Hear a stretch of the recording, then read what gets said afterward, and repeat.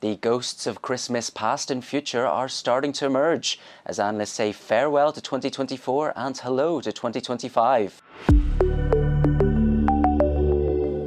Welcome to Macro Matters, your regular look at what's driving the global economy. I'm Peter Devlin. For markets, the US Federal Reserve Chief Jerome Powell is the Grinch who stole Christmas. The US Central Bank sent strong signals on Wednesday that inflation concerns are back in the fore. The proposed gifts from President-elect Donald Trump have yet to arrive, promising tax cuts and fresh tariffs that run the risk of stoking inflation. Add to the mix political turmoil in Europe's powerhouses and economic wobbles in China. There's certainly caution in the air. So will 2025 be naughty or nice for investors? Well, to help answer that and more, I'm joined by Carsten Brzeski, Global Head of Macro and Chief Economist at ING. Welcome, Carsten. Thanks very much for joining us. So let's start with inflation. You described 2025 as potentially the beginning of a stop-and-go pattern. Will we start to see more of a prolonged holding pattern from major central banks? Well, probably not of all major central banks, but let's start with the inflation story. I think that is one of the big risks and one of the that we see in 2025 and also the years after, that inflation will come and go in shorter cycles. And why is that? Because I think we're still stuck with the supply side constraints in many Western economies. So also meaning if the economy starts to regain some momentum, we could see inflation coming back faster than central bankers think.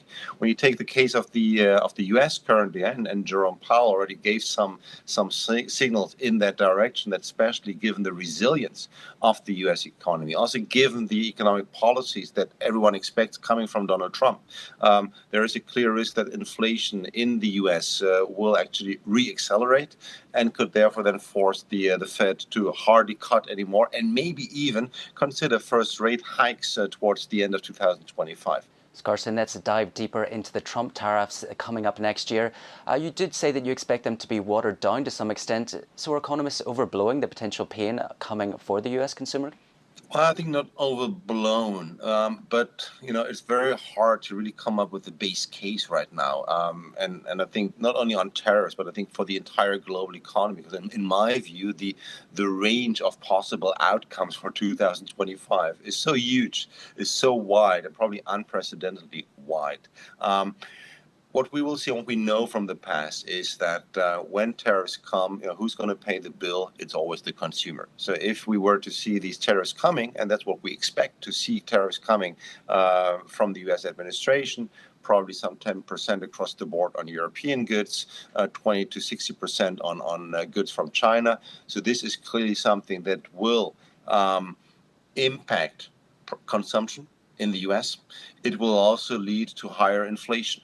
And even if it's watered down, even if there is some kind of transactional nature to these tariffs, given that Trump needs these tariffs also to at least partly fund his tax cuts and to fund the budget, there is not so much scope for big deals in my view. So across the world as well, stimulus measures in China have been a key narrative for markets this year, with leaders calling for vigorous efforts to boost domestic demand. Can we expect the blunt of this stimulus to come soon, or is more disappointment to come? I think, well, if you take at least the last couple of weeks, and with all the big policy announcements coming out of China, the disappointment has clearly been bigger. And why is that? Because always initially also market really started to celebrate and to party on the back of announced policy measures. But then it turned out that these policy measures were still not strong enough to actually turn around the structural weakness. Structural weakness in China that is still stemming from the real estate sector. Structural weakness that is also stemming consequently from weaker private consumption. And of course, also some kind of structural weakness stemming from more protectionist measures in Western economies.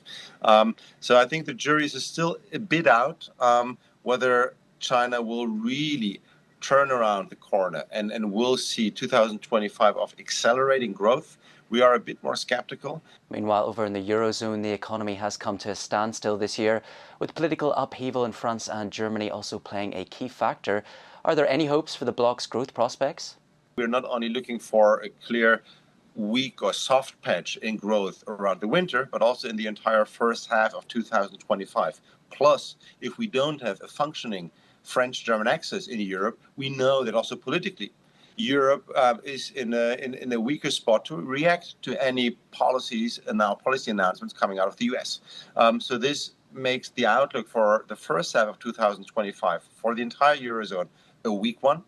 The hope and the optimism stems from the fact that we hopefully will get a new German government after the elections at the end of February that is willing and able to deliver reforms and also more fiscal stimulus. So this could already lift the mood and for the second half of next year.